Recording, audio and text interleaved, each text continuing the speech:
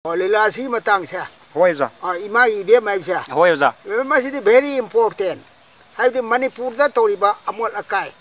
Doctor gi mabuk chen phataba doctor na mol ai ba adagi amasung akogi chane ba mete rol mete ai khogi phataba lisat likun thugaira pa.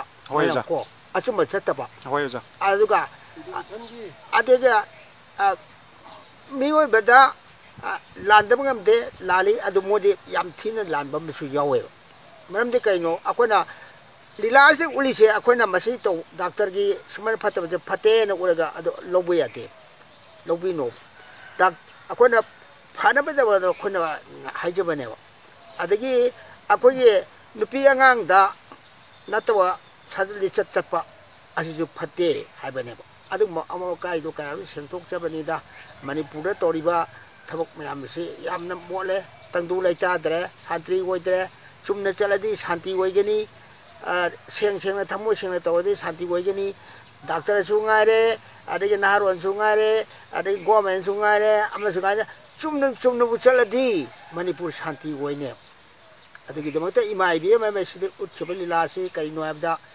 punamak asi chumna chalu sengtu thamu sengu haibai wari ni da